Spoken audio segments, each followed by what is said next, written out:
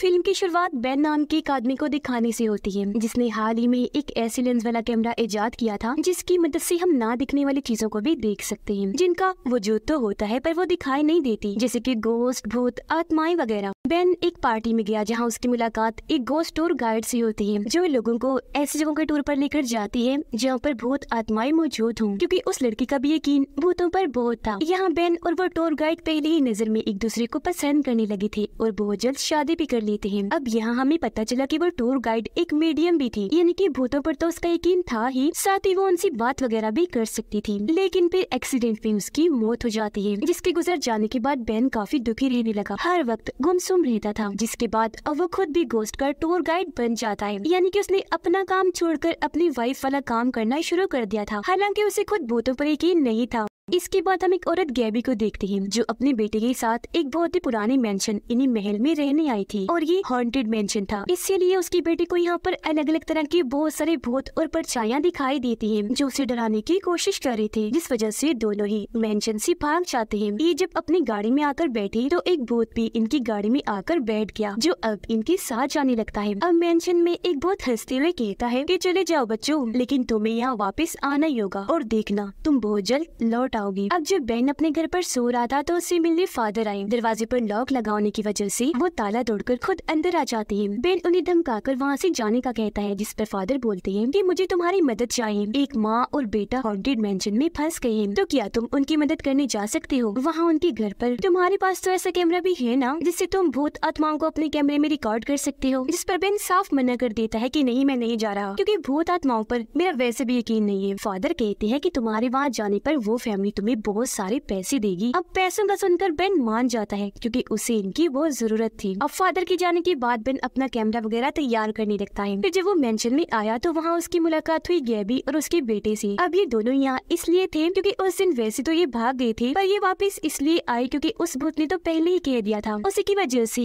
ये खींचकर यहाँ चले आए। अंदर आने से पहले गैबी बेन को दरवाजे पर ही रोक देती है, ये कहकर कि अगर तुम जाना चाहते हो तो अभी भी जा सकते हो, क्योंकि एक बार तुम अगर मेंशन में आ गए तो यहाँ से फिर कभी नहीं जा पाओगी। बेन को कुछ समझ नहीं आती कि ये क्या कह रही है। हालांकि उसे अजीब तो लगा, पर क्योंकि वो पैसों के लिए आया था तो अंदर आ ही जाता है। अब गैबी उसे अपने बारे में और इस महल के बारे में बताती है। यहाँ पर अलग अलग तरह के कई सारे भूत हैं, जो अजीबोगरीब चीजें करके हमें डराते हैं। हम यहाँ घर के बीच टेंट लगाकर रह रहे हैं, क्योंकि ये जगह हमारे लिए महफूज है। उसे गैबी की ये बातें झूठी लगती है। ऊपर से वो कैमरा भी चार्ज करना भूल गया था, इसलिए छोटी मोटी तस्वीरें बनाने के लिए वो बस एक्टिंग कर रहा था। इसी बीच हम उसके पास एक भूत को भी खड़ा हुआ देखते हैं, जो इस वक्त कोई भी हरकत नहीं कर रहा था। इसलिए बेन को ये लगता है कि यहाँ कोई भूत वूत नहीं है। ये बात उसने गैबी से भी कही कि यहाँ कोई भी भूत प्रेत नहीं है, तुम बिना वजह ही डर रही हो। जो कहने के बाद वो अपनी गाड़ी में बैठा और घर के लिए निकल गया। वो जब अपने घर पर था तो उसे एक भूत नजर आना शुरू हो गया था, जिससे बेन डरता तो नहीं, लेकिन अपना कैमरा चार्ज करके उस भूत की तस्वीर बना लेता है। उसकी परछाई की तस्वीर बन गई, जो एक बूढ़े आदमी का भूत था, और वो एक तलवारबाज हुआ करता था। और जिस आदमी का ये भूत था उसकी तस्वीर बेन ने मेंशन में देखी थी, यानी कि ये भूत वही का था। अब से वो भूत दिन रात बेन को सताने लगा। एक दिन जब उसकी आँख खुली तो उसने देखा जैसे मेरा कमरा समंदर के बिल्कुल बीचों बीच है, जिसके साथ ही कमरे में पानी भरना शुरू हो गया। वो भूत उसे बार बार एक ही बात कहे जा रहा था कि उस मेंशन में वापस चले जाओ, जिस पर बेन मान गया। वो जब दोबारा वहाँ गया तो गैबी और उसका बेटा पहले से उसका इंतजार कर रही थी, क्योंकि वो जानती थी कि बेन वापस आ ही जाएगा, क्योंकि अब से वो भी उनकी तरह ही मेंशन का ही हो गया है, जिसे वहाँ के भूत कहीं पर भी जाने नहीं देंगे। जिससे अब ये बात क्लियर हुई कि गैबी, उसका बेटा और बाकी लोग यहाँ कैसे फंस जाते हैं। यहाँ तक कि वो फादर भी यहाँ फंस गए थे, जिन्होंने बेन को यहाँ पर भेजा था। अब बेन उन पर गुस्सा करने लगता है कि आपने मुझे यहाँ की सच्चाई क्यों नहीं बताई, और उस भूत की तस्वीर भी दिखाता है, जिस पर फादर उसे रिलैक्स करते हैं और कहने लगे कि हम उनसे लड़ सकते हैं। जिस पर बेन कहते हैं कि ये आइडिया ठीक नहीं, हम यहाँ रहने पर मजबूर क्यों हो, हमें यहाँ से भागने का तरीका ढूंढना चाहिए। अब आज शाम ही एक भूत बेन को डराने की कोशिश करने लगा। पहली बार वो भी काफी डर गया, जिसे बाकी लोग संभालते हैं। अब अगले दिन ये सारे आपस में बात कर रहे थे कि हमें यहाँ से निकलना है और ये सब रोकना है, जिसके लिए हमें कुछ और लोग चाहिए। एक ऐसा इंसान जो इस मेंशन की हिस्ट्री, तारीख के बारे में जानता हो, और दूसरा इंसान हमें मीडियम, ताकि वो भूतों से बात कर सके और उनसे पूछ सके कि आखिर यहाँ के भूत चाहते क्या है, क्यों यहाँ आने वालों को दोबारा आने पर मजबूर करते हैं, और क्यों सबको हॉन्ट किया जाता है जब वो लोग मेंशन छोड़ के चले जाते हैं। अब बेन रात के वक्त पूरे मेंशन में और भी कई सारे कैमरास लगा देता है जो सभी बहुत इधर उधर भाग रहे थे। ये देखकर गैबी का बेटा कहता है कि शायद वो भी किसी से डरकर भाग रहे हैं। अब यह बेन को भी समझ लग गई थी कि ये भूत हमें डराने या कोई नुकसान पहुंचाना नहीं चाहते, बल्कि इस मेंशन में ही रखना चाहते हैं। अब बेन और फादर एक दिन मेंशन से बाहर गए, जहां उनकी मुलाकात एक बूढ़े आदमी से हुई जो मेंशन की हिस्ट्री के बारे में जानता था। वो बताता है कि काफी सालों पहले ये महल बनाया गया था। यहाँ का जो मालिक था उसकी वाइफ की एक खतरनाक बीमारी की वजह से मौत हो गई थी, जिसके बाद से यहाँ सब कुछ अजीबोगरीब होना शुरू हो गया। अब बूढ़े आदमी के पास इस मेंशन का नक्शा था जिसे वो दोनों छीनकर भाग जाते हैं, पर वो उनके पीछे नहीं जाता। अब नक्शा आने की वजह से यहाँ की कुछ जानकारी इनके हाथ लग गई थी और इत्तेफाक यहाँ ये हुआ कि एक मीडियम भी यहाँ आकर फंस जाती है। इन्हें पता चला कि जब मेंशन की मालिक की वाइफ की मौत हुई थी तो यहाँ बहुत सारे मीडियम्स और आम लोग आए थे जिनकी बहुत दर्दनाक मौत हो गई थी। यहाँ आकर लोग अजीब ही हो जाते थे, जैसे कि दो भाइयों ने एक दूसरे को गोली मारकर खत्म कर दिया, तो इसी तरह एक वाइफ ने अपने हस्बैंड को भी गोलियों से मार दिया। इन्हें यहाँ एक खत भी मिला जो मेंशन के मालिक ने एक बहुत ही अच्छी मीडियम को लिखा था जो जादूगरनी भी थी। उसने लिखा था कि आप ऊपर वाले कमरे में आए। अब जब ये उस कमरे को ढूंढते हुए ऊपर आए तो इन्हें वो कमरा मिल गया जो असल में एक खुफिया कमरा था। अब ये सारे उस कमरे में गए, एक दूसरे का हाथ पकड़ लेते हैं क्योंकि रिचुअल जादूगर की मीडियम मेंशन की मालिक की आत्मा से बात करना चाह रही थी और तभी उसकी आत्मा आ गई जो पेपर पर लिखती है कि तुम्हें उस जादूगरनी से बात करनी चाहिए जो मीडियम है, वही तुम्हारी मदद कर सकती है। अब इससे पहले कि मीडियम जादूगरनी से बात करने की कोशिश करती, यहाँ पर एक बहुत ही ताकतवर बुरी आत्मा आकर हमला कर देती है और उनके इस रिचुअल को तोड़ देती है। मीडियम को उठाकर उसने बाहर फेंक दिया था। तभी यहाँ पर वो बूढ़ा आदमी भी आ गया और अब उस बेचारे को भी भूतों का सामना करना पड़ता है। एक भूत उठाकर उसे सोफे पर देकर मारता है। अब ये सारे खुद को संभाल कर वापिस नीचे आ गए। बेन को अपनी वाइफ की याद आ रही थी, इसलिए उन मीडियम को कहता है कि मेरी बात मेरी वाइफ की आत्मा से करवा दो, जो कहकर वो काफी जज्बाती होकर रोने लगा। इस पर मीडियम कहती है आई एम सो सॉरी, पर मैं तुम्हारी बात उसे नहीं करवा सकती क्योंकि वो यहाँ पर या आसपास है ही नहीं। वो फिर यह ड्राइंग बनाकर उसे समझाती है कि हमारी दुनिया और आत्माओं की दुनिया के बीच एक रास्ता है।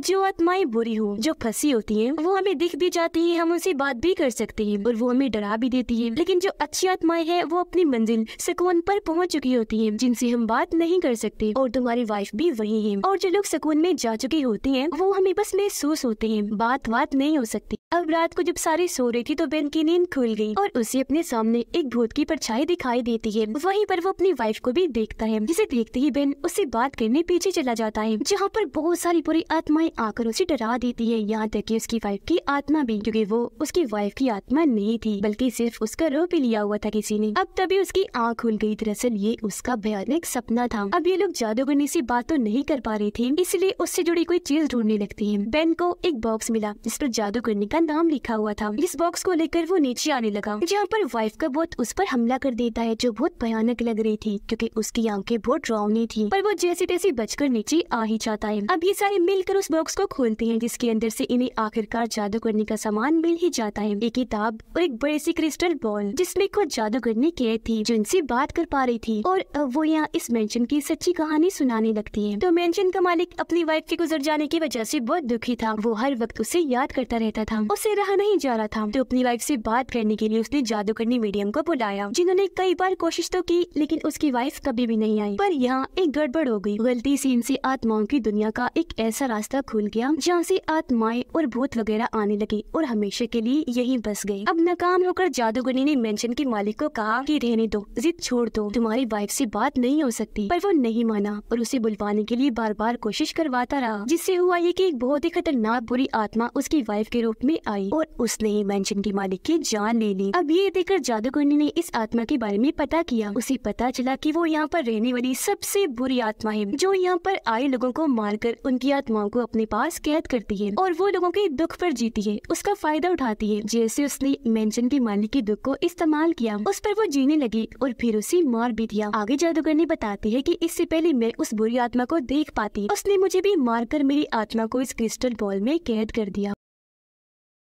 अब जादूगरनी ये भी बताती है कि बहुत ही खतरनाक बुरी आत्मा उसकी वाइफ के रूप में आई। वो आत्मा एक आदमी की है जो एक रिचुअल करना चाहता है, जिसके लिए उसे 1000 आत्माएं चाहिए। अब तक उसने 933 आत्माएं कैद कर ली है और अगली पूरे चांद की रात को वो अपना ये मिशन पूरा कर लेगा। तेजी से लोगों को मारकर वो 1000 आत्माएं पूरी कर ही लेगा और फिर इस मेंशन से बाहर निकल जाएगा, जहाँ पे वो दुनिया को तबाह करेगा। यही वजह है कि वो तेजी से दुखी लोगों को मारता है और उनकी आत्माओं को कैद करता है। अब जादूगरनी की आत्मा वहाँ से जाने लगी पर बेन को जाते हुए कहती है कि खास तौर पर तुम मजबूत रहो, क्योंकि वो भूत अब तुम्हारे गम को महसूस कर पा रहा है जो तुम्हें तुम्हारी वाइफ का है। उसके जाने के बाद अब ये लोग आपस में बात करते हैं कि अभी सिर्फ 933 आत्माएं हुई, जिस पर बूढ़ा आदमी कहता है कि नहीं, जादूगर ने अपने मरने तक की नंबर्स बता रही थी, असल में तो कुल 999 आत्माएं हो गई हैं और अब उस बुरी आत्मा को बस एक ही आत्मा चाहिए, फिर 1000 पूरे। अब ये सारी परेशान हो गई, इस बारे में बात करने लगते हैं कि क्या किया जाए, आखिर वो चाहता क्या है, कैसे उससे बचा जाए और वो हो कौन सकता है भला। अब बाकी छोटे भूत भी उन्हें परेशान कर रहे थे, वो गैबी को भी खाना बनाते हुए परेशान करने लगते हैं। वो जो चीज भी बर्तन में डालती है आत्माएं शरारत करके वो हवा में उड़ा रही थी। अब गैबी का बेटा अकेला बाहर बैठा हुआ था, उसके बारे में गैबी बेन से बात करती है कि मैं अपने बेटे के लिए बहुत परेशान रहती हूँ, बस इसे कुछ ना हो क्योंकि मुझे इसका बहुत ख्याल आता है, इसका कोई भी दोस्त नहीं है, मैंने खुद भी बच्चों को इसके साथ बुरा बर्ताव करते हुए देखा, इसीलिए वो हर वक्त अकेला रहता है। ये सुनकर बेन को उसके लिए हमदर्दी हुई, वो उसके पास जाता है। तब बच्चा बड़ी मासूमियत से कहता है कि मैं यहाँ अकेला इसलिए बैठा हूँ क्योंकि मेरा कोई दोस्त नहीं है और न ही मुझसे कोई बात करता है, तो मुझे अकेला रहने की आदत हो गई है और अब मैं अपने डैड को याद कर रहा हूँ जो कहीं पर चले गए हैं। जिस पर बेन उसे समझाता है, अच्छे से बात करके उससे दोस्ती कर लेता है और हंसी मजाक करने लगा, जिससे बच्चे के साथ साथ अब बेन को भी खुशी होने लगी। अब मीडियम कहती है कि मैं रिचुअल करके आत्माओं की दुनिया में जाऊंगी और वहाँ की आत्माओं से बुरी आत्मा के बारे में जानने की कोशिश करूंगी। अब उसे रिचुअल इतना अच्छा नहीं आता था, इसलिए उसकी बजाय बेन इस रिचुअल में खोकर इस महल में घूमने लगता है और यहाँ भूत आत्माओं को देखता है कि वो मेंशन में कैसी रह रही है। उसे तभी मेंशन की मालिक की आत्मा दिखाई दी जो बेन को कहता है कि वापस चले जाओ कैसे भी करके, क्योंकि उस बुरी आत्मा को बस एक ही आत्मा चाहिए जो वो कैसे भी करके ले लेगा, जिसके बाद हम सब हमेशा के लिए यहाँ पर फंस कर रह जाएंगे, कभी भी आजाद नहीं होंगे और वो बाहरी दुनिया में तबाही मचाकर वहाँ पर अपना राज बना लेगा। अब तभी यहाँ वो बुरी आत्मा आकर बेन पर हमला कर देती है, वो डर के नीचे गिर गया, तब वो आत्मा बेन को पकड़ने की कोशिश करने लगी। यहाँ हमें पता चला कि ये असल में एक बहुत ही जालिम आदमी जो अपने वक्त का बदनाम हेडबॉक्स था उसकी आत्मा है, जो हर वक्त हेड टोपी पहन के रखता था। अब यहाँ उसकी आत्मा का सर नहीं था, इस हेडबॉक्स आत्मा का नाम क्रम्प था। वो बेन को पकड़ नहीं पाता और वो वहाँ से बचकर भागने लगता है, पर इस बीच मीडियम ने उसे रास्ता दिखाया, वो असली दुनिया में आकर होश में आ जाता है। अब ये लोग उसका नाम कहकर बुलाने लगते हैं। हेडबॉक्स क्रम्प का स्केच भी बनवाते हैं, जिससे इन्हें पता चला कि बड़े होकर वो काफी अमीर बन गया, पर वो बचपन से ही जुल्म का शिकार रहा, हर कोई उसके साथ बुरा बर्ताव करता था। वो अपने मॉम डैड के साथ इसी मेंशन में रहा करता था, पर मॉम के गुजर जाने के बाद डैड ने उसी मेंशन से निकाल दिया और खुद वो अकेले ही यहाँ पर रहने लगे। पर कुछ ही टाइम के बाद डैड की अजीब तरह से मौत हो गई, जिसके बाद क्रम्प वापिस महल में आ गया और लोगों को बुला बुलाकर वो दिन रात पार्टी किया करता था। पर बाद में पता चला कि वो एक एक करके पार्टी में आए लोगों को मार दिया करता था, क्योंकि वो ये सब उसी जादू के लिए ही कर रहा था, जिससे उसके पास दौलत और शोहरत बहुत आ गई थी। पर लोगों को किसी तरह उसके बारे में पता चल गया और उसी सजा देने के लिए उसका सर कलम कर दिया गया। उसकी लाश को इसी मेंशन में दफन कर दिया गया, लेकिन आज तक उसका सर नहीं मिला। अब मीडियम बताती है कि क्रम्प की आत्मा का हमेशा के लिए अगर हम खात्मा करना चाहते हैं तो हमें उससे जुड़ी कोई चीज चाहिए होगी। इसलिए अब बेन, फादर और गैबी का बेटा क्रम्प की दूसरी महल जाते हैं, जहाँ इनके साथ बड़े तलवारबाज की आत्मा भी गई जो इनकी मदद कर रहा था और बताता है कि क्रम्प की आत्मा ऐसी किसी इंसान को नहीं मारेगी, बल्कि वो मरने वाला इंसान खुद ही अपने आप को क्रम्प के हवाले करेगा। अब वो आत्मा इन्हें एक बेसमेंट भी दिखाती है, जहाँ पर मरे हुए इंसानों की कब्रें और सामान था और यहाँ इन्हें क्रम्प का सर भी दफन मिल जाता है, जिसके ऊपर से हेड उठाकर ये वहाँ से आ जाते हैं। अब बेन गैबी के बेटे को बाहर ही छोड़कर अंदर जाने लगा, जहाँ पर फादर उसे सच बताते हैं कि मैं कोई फादर प्रीस्ट नहीं हूँ, बल्कि सब धोखा करता हूँ, क्योंकि पैसों की लालच में मुझे ऐसा करना पड़ता है, प्लीज मुझसे गलती हो गई, माफ कर दो। जिस पर बेन कहते हैं कि आप परेशान ना हो, आपने मेरी और उन लोगों की मदद करना चाहिए, तो अब खुद पर भरोसा रखें, आगे जो भी होगा हम सब मिलकर देख लेंगे। अब जब ये दोनों अंदर गए तो देखते हैं कि क्रम्प की आत्मा बूढ़े आदमी के अंदर आ चुकी है, जो इन दोनों पर हमला कर देती है और उसकी हेड छीनकर आग में फेंक देता है, ताकि क्रम्प का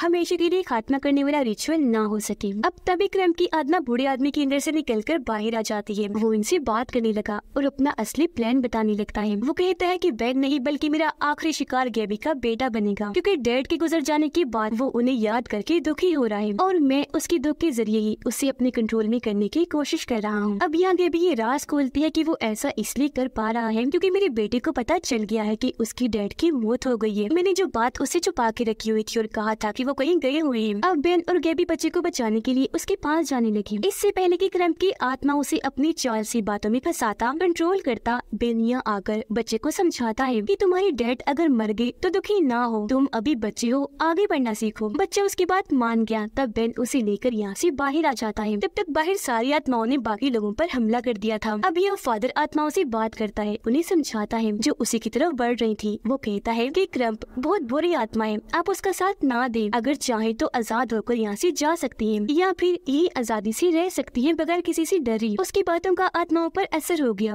वो उसकी बात मानकर अब उसके साथ शामिल हो जाती है। उधर बेन, गैबी और उसका बेटा कब्रिस्तान आ गई, जहाँ बहुत सारी आत्माएं मौजूद तो थी लेकिन इन्हें कुछ कह नहीं रही थी। यहाँ इनका पीछे करते हुए क्रम्प आ जाता है और अब वो बेन को कंट्रोल करने की कोशिश करता है। कहने लगा कि अगर तुम यहाँ से मेरे साथ चलो तो अपनी वाइफ के साथ हमेशा के लिए रह सकते हो, उसे बता सकते हो कि तुम उससे कितना प्यार करते हो। इतनी ही देर में यहाँ अच्छी वाली आत्माएं भी आ गई थी और क्रिस्टल बॉल में से जादूगरनी की आत्मा भी निकलकर बाहर आ गई थी और अब वो सब मिलकर मीडियम को रिचुअल करने का कहती है, जिससे क्रम्प की आत्मा हमेशा के लिए हेल जहन्नुम में चली जाएगी। मीडियम ने जैसे रिचुअल शुरू किया वहाँ हेल का दरवाजा खुल गया, जिसके अंदर धीरे धीरे क्रम्प की आत्मा जाना शुरू हो जाती है। लेकिन वो फिर भी बार बार बेन को अपने साथ चलने का कह रहा था, लेकिन यह समझदारी करते हुए बेन अपने दुख पर काबू पा लेता है और टांग मारकर क्रम्प को हेल में फेंक देता है। अब यहाँ जितनी भी बुरी आत्माएं थी उनसे अच्छी आत्माएं लड़कर यहाँ से भगा रही थी। अब कुछ आत्माएं तो यहाँ से हमेशा के लिए अपनी दुनिया में चली जाती हैं, जबकि कुछ अच्छी आत्माएं हमेशा यही रुकने का फैसला कर लेती हैं और वो इसी मेंशन में हंसी खुशी गैबी और उसके बेटे के साथ रहना शुरू कर देती हैं। अब यहाँ से फ्री होने के बाद ये सारे वापस आकर अपने अपने काम पर लग गए, जिसके बाद बेन गैबी के मेंशन में जाता है। दोनों की बातों से हम अंदाजा लगा लेते हैं कि वो एक दूसरे को पसंद करने लगी थी। यहाँ बेन पार्टी करने आया था, उसके अलावा और भी कई सारे लोग आए थे, यहाँ तक कि आत्माएं भी, जो सब यहाँ मिलकर बहुत मजे से पार्टी करते हैं। और इसी के साथ इस फिल्म की कहानी भी यहीं पर खत्म हो जाती है।